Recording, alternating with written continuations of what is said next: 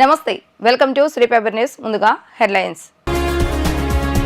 ముఖ్యమంత్రి చంద్రబాబుతో లూలు గ్రూప్ అధినేత యూసఫ్ అలీ సమావేశం. ఏపీలో లూలు సంస్థ ఏర్పాటుపై చర్చ. ప్రజా ప్రయోజనం అభివృద్ధి లక్ష్యంగా ప్రభుత్వ పాలన జరుగుతోందన్న డిప్యూటీ సీఎం పవన్ కళ్యాణ్. లంచాలకు తావు లేకుండా బదిలీలు పారదర్శకంగా చేశామని వెల్లడి. ఘనంగా 72 అడుగుల మహాగణపతి నిమజ్జనోత్సవం. భారీగా తరలివచ్చిన భక్తులు. రాష్ట్రంలో పరిశ్రమల ఏర్పాటుకు ముఖ్యమంత్రి చంద్రబాబు నాయుడు కసరత్తు చేస్తున్నారు. పెట్టుబడుల ఆకర్షణ దిశగా అడుగులు వేస్తూ రాష్ట్ర అభివృద్ధికి అవసరమైన ప్రణాళికలను సిద్ధం చేస్తున్నారు. ఈ క్రమంలోనే సీఎంతో లూలు గ్రూప్ చైర్మన్ యూసఫ్ అలీ సమావేశమయ్యారు. ఆంధ్రప్రదేశ్లో ఫుడ్ ప్రాసెసింగ్ రంగంలో పెట్టుబడులపై ఇరువురు చర్చించారు. కూటమి ప్రభుత్వం అధికారంలోకి రావడంతో పెట్టుబడిదారులు ఏపీ వైపు చూస్తున్నారు. వైఎస్ఆర్సీపీ పాలనలో మధ్యలో ఆగిపోయిన చాలా పరిశ్రమలు మళ్లీ ప్రారంభమవుతున్నాయి. కొత్త పరిశ్రమలను స్థాపించేందుకు కూడా సర్కార్ సమాయత్తమవుతోంది. ఈ క్రమంలోనే రాష్ట్రం నుంచి వెళ్లిపోయిన పారిశ్రామికవేత్తలతో ఇప్పటికే సంప్రదింపులు కొనసాగుతుండగా మరోవైపు నూతన ఇండస్ట్రీస్ పెట్టుబడులు రాబట్టేందుకు కసరత్తు చేస్తోంది. దీంతో 5 సంవత్సరాలుగా ఉపాధి అవకాశాలు లేక నానావస్థలు పడిన నిరుద్యోగులకు కూటమి రాకతో ఆశలు చిగురుస్తున్న ఈ నేపథ్యంలోనే గత ప్రభుత్వం రాష్ట్రం నుంచి తరిమేసిన లులు సంస్థ సీఎం చంద్రబాబు చొరవతో మళ్లీ తిరిగి ఏపీకి రానుంది. ఈ మేరకు ఇవాళ ముఖ్యమంత్రితో లూలు గ్రూప్ చైర్మన్ యూసఫ్ అలీ భేటీ అయ్యారు. ఆంధ్రప్రదేశ్లో ఫుడ్ ప్రాసెసింగ్ రంగంలో పెట్టుబడులపై చర్చించారు. విశాఖలో మాల్ హైపర్ మార్కెట్ ఏర్పాటుపై చంద్రబాబుతో వారు చర్చించారు. విజయవాడ, వైజాగ్, తిరుపతిలోనూ మల్టీప్లెక్స్లు ఏర్పాటుపై చర్చ సాగింది. పంచాయతీరాజ్ శాఖలో బదిలీలు పారదర్శకంగా, లంచాలకు తావులేని విధంగా పూర్తి చేశామని డిప్యూటీ సీఎం పవన్ కళ్యాణ్ పేర్కొన్నారు. సీఎం చంద్రబాబు నాయుడు సైతం రాష్ట్ర ప్రభుత్వం అసరిత పక్షపాతం లేకుండా ప్రజలకు మేలు చేసేలా పనిచేస్తుందని చెప్పారన్నారు. అందుకు అనుగుణంగా బదిలీలో అధికార ప్రతిభ, సమర్థత, నిబంధనలు కొనమానాలుగా తీసుకున్నామన్నారు. కూటమి ప్రభుత్వ పాలన 100 రోజులు దాటిన సందర్భంగా పవన్ కళ్యాణ్ ప్రకటన విడుదల చేశారు. ప్రజా ప్రయోజనం అభివృద్ధి లక్ష్యాలుగా కూటమి ప్రభుత్వ పాలన జరుగుతోందని చెప్పారు. తాను చేపట్టిన శాఖల్లో పథకాలను పకడ్బందీగా అమలు చేయాలని నిశ్చయించుకున్నానని తెలిపారు. ప్రజాప్రతినిధులు, సహచర మంత్రుల నుండి వచ్చిన సిఫార్సులు కూడా నిర్దేశించుకున్న కొలమానాలకు అనుగుణంగా ఉంటేనే పరిగణలోకి తీసుకోవాలని తెలిపానన్నారు. ఏ దశలోనూ బదిలీల సిఫార్సులు ఆర్థిక లావాదేవీలు లేకుండా చూసుకున్నామని తెలియజేశారు. పంచాయతీరాజ్, గ్రామీణాభివృద్ధి అధికారులకు మాత్రమే DWMA PD, APD, ZP, CEO పోస్టులు ఇవ్వాలని నిర్ణయం తీసుకున్నామని పేర్కొన్నారు. రాయలసీమలోనూ ఓ జిల్లాలో ఒక అధికారి చేరి 2 దశాబ్దాలు దాటినా జిల్లా స్థాయి పోస్టు చేయలేదని తన దృష్టికి రాగా ఆయనకు తగిన పోస్టింగ్ ఇవ్వడం జరిగిందని తెలిపారు. ఆరోపణలు ఉన్న అధికారులకు కీలక పోస్టులు ఇవ్వలేదని ఆయన తెలియజేశారు. సితారా సెంటర్ లేబర్ లో ప్రతిష్ఠించిన మట్టి గణపతి చోటే నిమజ్జనం చేశారు. విజయ గణపతి మట్టి విగ్రహం లోపల అమర్చిన పైపు గొట్టాలు, అగ్నిమాపక శకటం సహకారంతో ఈ కార్యక్రమాన్ని నిర్వహించారు. భారీ గణనాథునికి నివేదించిన లడ్డు వేలంపాట్లో 16 లక్షలు పలికింది. లేబర్ కాలనీ ప్రాంగణంలో 21 రోజుల పాటు 72 అడుగుల విజయ గణపతికి ప్రతిరోజు ప్రత్యేక పూజలు నిర్వహించినట్లు కార్యక్రమ నిర్వాహకుడు రాకేష్ తెలియజేశారు. లక్షలాది మంది ప్రతిరోజు ఇక్కడికి వచ్చి స్వామివారిని దర్శించుకున్నారు. భక్తుల సమక్షంలో స్వామివారిని ప్రతిష్ఠించిన చోటే నిమజ్జనం చేసినట్లు వివరించారు. ప్రత్యేక పూజలు నిర్వహించిన అనంతరం స్వామివారిని నిమజ్జనం చేసినట్లు వివరించారు. 16 లక్షలకి వేలంపాట ఆయన అనుగ్రహం, ఆయన పిలుచుకున్నాడు, ఆయనకి గౌరవప్రద మర్యాదలు అందించాము.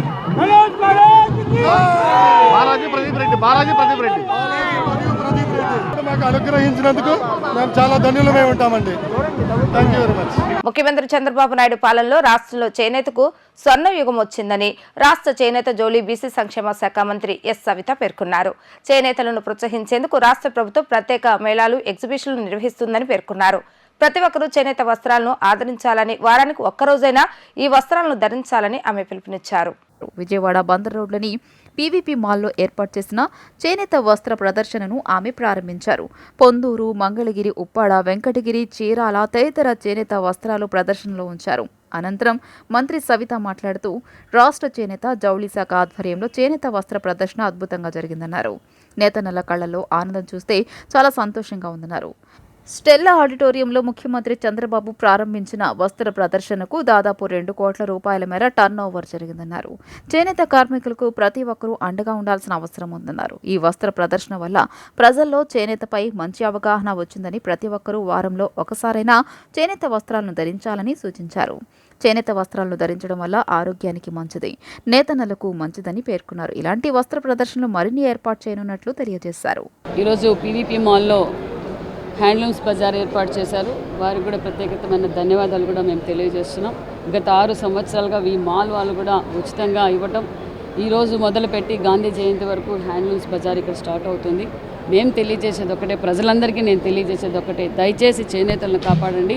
అందరూ చేనేత వస్త్రాలు వారానికి ఒక్కరోజైనా ధరించవలసిందిగా కూడా కోరుకుంటున్నాం. అదేవిధంగా ఆరోగ్యానికి కూడా చాలా మంచిదనే విషయాన్ని కూడా మీకు తెలియజేస్తున్నాం. ముఖ్యమంత్రి చంద్రబాబు నాయుడు గారు కూడా గత 100 రోజుల్లో చేనేతలకు పెద్దపీట వేయాలి, గత పూర్వ వైభవం తీసుకురావాలనే ఆలోచనలోనే మమ్మల్ని కూడా దశాదిశ నిర్దేశించారు. ఏదైతే చేనేతలు తయారు చేసిన వస్తువులు ఏ విధంగా మార్కెటింగ్ తీసుకెళ్ళాలి, ఈరోజు ట్రెండ్ ప్రకారం వాళ్ళకి శిక్షణా తరగతులు ఇచ్చి, ఎక్కడైతే ఈ మోడర్న్ విధానాన్ని మేము కూడా శిక్షణా తరగతులు ఇచ్చి వాళ్ళను ఉత్పత్తి తయారు చేసి అది సెల్లర్స్ బయర్స్ మీటింగ్ కూడా దగ్గరలో పెట్టబోతున్నాం అనే విషయాన్ని కూడా తెలియజేస్తున్నాం. గతంలో కూడా చంద్రబాబు నాయుడు గారే స్వయాన హ్యాండ్లూమ్స్ డేకి చంద్రబాబు నాయుడు గారే వచ్చి హ్యాండ్లూమ్స్ ఎగ్జిబిషన్ కూడా ఓపెన్ చేశారు. స్వయాన ఆ రోజు గతంలో 5 సంవత్సరాల్లో ఎగ్జిబిషన్ పెడితే 20,000 జరిగేది. మళ్ళీ రోజు చంద్రబాబు నాయుడు గారు ఓపెన్ చేసిన ఎగ్జిబిషన్స్లో 3 కోట్ల దాకా కూడా టర్న్ అవ్వలేదు. చేనేతలు అందరికీ ధైర్యం, చంద్రబాబు నాయుడు గారు వచ్చారు, చేనేతలకు అండగా ఉంటారు. వాళ్ళు తయారు చేసిన వస్తువులను కూడా మేము అనేక చోట్ల ఎగ్జిబిషన్స్ కూడా పెట్టి మార్కెటింగ్ కూడా చేయబోతున్నాం అనే విషయాన్ని కూడా మీకు తెలియజేస్తున్నాం. ఈరోజే విజయవాడలో కూడా మన ఎగ్జిబిషన్స్ పెట్టాం. అదేవిధంగా గుంటూరులో కూడా 1st to 15th సిద్ధార్థ గార్డెన్స్లో కూడా మరి ఎగ్జిబిషన్స్ పెడుతున్నాం. మరికొన్ని ప్రాంతాల్లో కూడా ఎగ్జిబిషన్స్ పెడుతున్నాం. అదేవిధంగా బయర్స్ అండ్ సెల్లర్స్ మీటింగ్ కూడా దగ్గరలో పెట్టబోతున్నాం అనే విషయాన్ని కూడా మీకు తెలియజేస్తున్నాం. రాబోయే పండుగ రోజుల్లో చేనేత వస్త్రాలను ధరించి చేనేత కార్మికులకు మద్దతుగా నిలవాలని NTR memorial trust managing trustee CM Chandrababu Naidu సతీమణి నారా భువనేశ్వరి పిలుపునిచ్చారు. ఎంతో కష్టపడి పనిచేసే వారి ఆనందంలో పాల్పంచుకోవాలని ఆమె కోరారు. తెలుగు రాష్ట్రాల్లోని చేనేత కార్మికులకు మద్దతుగా ఏపీ సీఎం నారా చంద్రబాబు నాయుడు సతీమణి భువనేశ్వరి కీలకమైన ప్రకటన చేశారు. తెలుగు రాష్ట్రాల ప్రజలకు నా హృదయపూర్వక నమస్కారాలు, దసరా శుభాకాంక్షలు. నిజం గెలవాలి యాత్ర సమయంలో నేను రాష్ట్ర వ్యాప్తంగా తిరిగినప్పుడు చేనేత కార్మికులు చాలా మందిని చూశాను. వాళ్ళు పడే ఇబ్బందులు, కష్టాలను నేను తెలుసుకున్నాను. చేనేత వస్త్రాలకు మన తెలుగు రాష్ట్రాల్లోని మంగళగిరి, వెంకటగిరి, ఉప్పాడ, పోచంపల్లి, సిరిసిల్ల, గద్వాల్ ప్రసిద్ధి చెందినవి. నూలు సేకరించి బట్ట నేసే వరకు ఆ కార్మికుడు పడే కష్టాలు, ఇబ్బందులు ఎన్నో. ఆరోగ్యాన్ని కూడా లెక్క చేయకుండా బ్లీచింగ్, యాసిడ్ల మధ్య నిల్చుని బట్ట నేస్తున్న వారి గురించి మనమందరం ఒకటే ఆలోచించాలి. వాళ్ళ బిడ్డల కోసం, వాళ్ళ కుటుంబం కోసం ఎన్నో ఇబ్బందులను ఎదుర్కొని వస్త్రాలు నేస్తున్నారు. అందుకే మనందరం చేనేత కార్మికులకు సంఘీభావంగా రాబోయే పండుగ రోజుల్లో చేనేత వస్త్రాలను ధరించి వారి ఆనందంలో మనం కూడా పాలు పంచుకుందాం. మన చేనేత మన సంస్కృతి, మన సాంప్రదాయం అని ఆమె పిలుపునిచ్చారు. తెలుగు రాష్ట్ర ప్రజలకి నా హృదయపూర్వక నమస్కారాలు మరియు దసరా శుభాకాంక్షలు. నా నిజం గెలవాలి పర్యటనప్పుడు రాష్ట్రం వ్యాప్తంగా నేను తిరిగినప్పుడు చేనేత కార్మికుల్ని చాలామందిని కలిసి వాళ్ళు పడే ఇబ్బందులు, కష్టాలని నేను తెలుసుకున్నాను. చేనేత వస్త్రాలు మన తెలుగు రాష్ట్రాల్లో మంగళగిరి, వెంకటగిరి, ఉప్పాడ, పోచంపల్లి, సిరిసిల్ల, గద్వాల్, ఖాదీ ప్రసిద్ధి చెందినవి. నూలు సేకరించినప్పుడు బట్ట నేసే వరకు ఆ కార్మికుడు పడే కష్టాలు, ఇబ్బందులు ఎన్నో. అతను ఆరోగ్యం కూడా లెక్క పెట్టకుండా ఆ బ్లీచింగు, యాసిడ్ మధ్యన నుంచుని అతను బట్ట నేస్తున్నారంటే మనం అందరం ఒకటే ఆలోచించాలి. వాళ్ళు పడే ఆ కష్టం వాళ్ళ బిడ్డల కోసం, వాళ్ళ కుటుంబం కోసం, వాళ్ళు ముందుకెళ్ళటానికి వాళ్ళు అన్ని ఇబ్బందులు ఎదుర్కొని బట్ట నేస్తున్నారు. అందుకే మన అందరం ఆ చేనేత కార్మికులు వాళ్ళు పట్టే నూలు పోగుతో వాళ్ళు అద్భుతాలని సృష్టిస్తున్నారు. చేనేత అన్నలకు సంఘీభావంగా రాబోయే పండగ రోజుల్లో మనం చేనేతర వస్త్రాల్ని ధరించి నేతన్నలు ఆనందంలో మనం కూడా వాళ్ళతో పాలు పంచుకుందాం. మన చేనేత, మన సంస్కృతి, మన సాంప్రదాయం. టీటీడీలో కల్తీ నెయ్యి ఆరోపణలో చంద్రబాబే దోషి అని ఎమ్మెల్సీ బొత్స సత్యనారాయణ ఆరోపించారు. ఆధారాలన్నీ ఆయన వైపే వేలెత్తి చూపిస్తున్నాయని వెల్లడించారు. అది నిజం కాదని చంద్రబాబు నాయుడు నిరూపించుకోగలరా అని ఆయన దమ్ముంటే విచారణ కోరగలరా కేంద్రం సుప్రీంకోర్టు హైకోర్టుకు లేఖ రాయగలరా అంటూ సవాల్ విసిరారు. ఈ సందర్భంగా ఎమ్మెల్సీ బొత్స సత్యనారాయణ మాట్లాడుతూ తిరుమలలో ఆ నెయ్యి సరఫరా జరిగింది, నాణ్యత పరీక్షల్లో కల్తీ అని తేలింది, ఈ ప్రభుత్వం వచ్చాకే అని గుర్తు చేశారు. తిరుమల లడ్డు ప్రసాద తయారీలో జంతువుల కొవ్వుతో తయారు చేసిన నెయ్యి వాడారంటూ సీఎం చంద్రబాబు చేసిన ఆరోపణలపై విచారణకు ఆదేశించాలని కోరుతూ ఇప్పటికే తమ party MP YV Subbareddy, BJP senior నేత సుబ్రహ్మణ్య స్వామి సుప్రీంకోర్టులో పిటిషన్లు వేసిన విషయాన్ని గుర్తు చేసిన బొత్స ప్రభుత్వానికి చిత్తశుద్ధి ఉంటే తాము సుప్రీంకోర్టును ఆశ్రయించాలని కోరారు. ప్రసాదంలో వాడే నెయ్యిలో కల్తీ జరిగింది, కానీ ఎక్కడ జరిగిందో నాకు తెలియదు, ఎలా జరిగిందో నాకు తెలియదు అని చెప్పిన మాట చూస్తే జాలి వేస్తుంది. నిజంగా మీరు ముఖ్యమంత్రి, ఈ రాష్ట్రాన్ని పరిపాలిస్తుంది మీరా ఇంకెవరైనా అని. నిన్నటి రోజున మా నాయకుడు జగన్మోహన్ రెడ్డి గారు సాక్షాత్తు ప్రత్యక్షంగా తిరుపతి వెళ్ళి వారిని దర్శించుకొని వారిని ప్రార్థించుకొని ప్రజల్ని చల్లగా చూడమని చెప్పి కోరడానికి వెళ్దామని నిన్న ప్రయత్నం చేస్తే చూసాం, దీనికి పర్మిషన్ లేదు, ఆయన వెనకాల మీరు ఎవరు వెళ్ళడానికి వీల్లేదు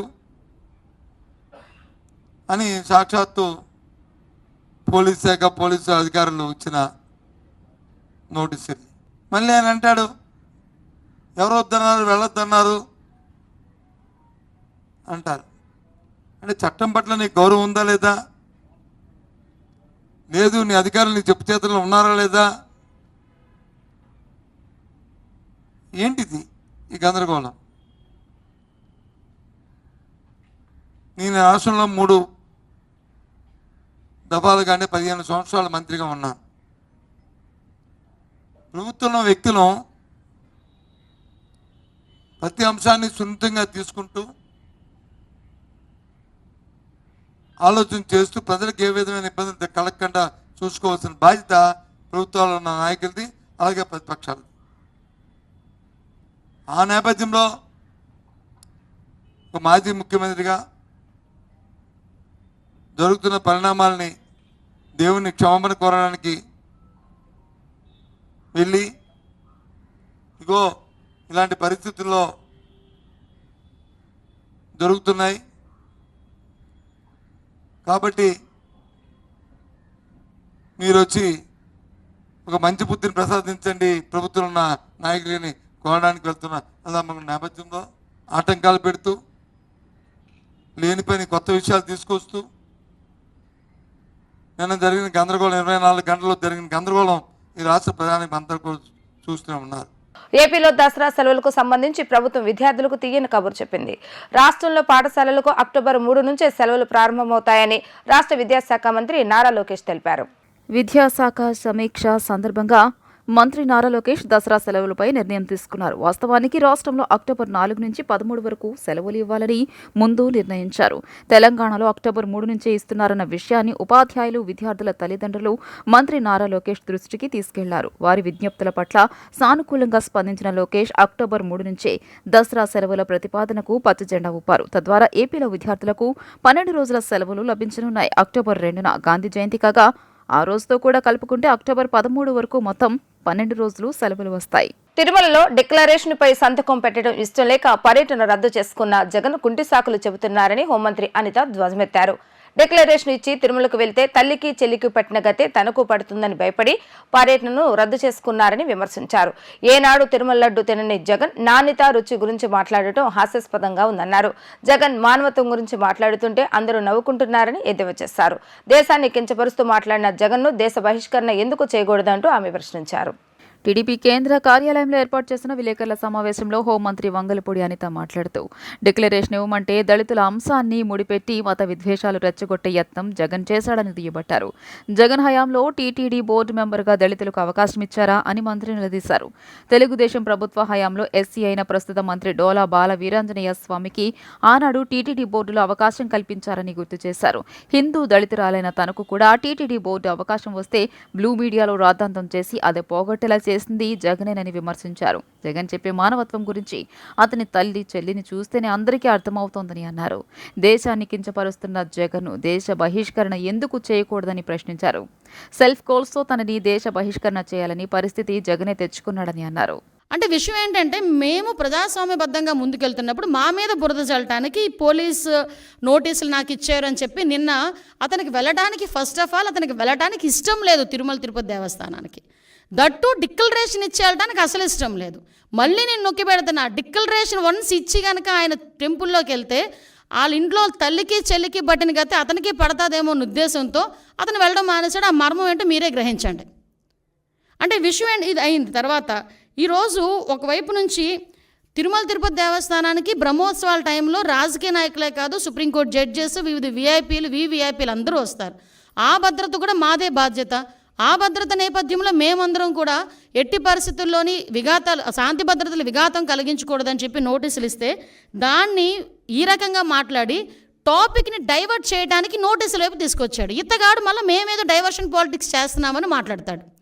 అది ఇప్పటికీ కూడా మేము స్టాండ్ అయి ఉన్నాం. కల్తీ నెయ్యి ఉంది, కల్తీ నెయ్యి అయితే లడ్డూ ప్రసాదంలోని కల్తీ నెయ్యి చేర్చారు, కల్తీ నెయ్యితో ప్రసాదం తయారు చేయబడింది.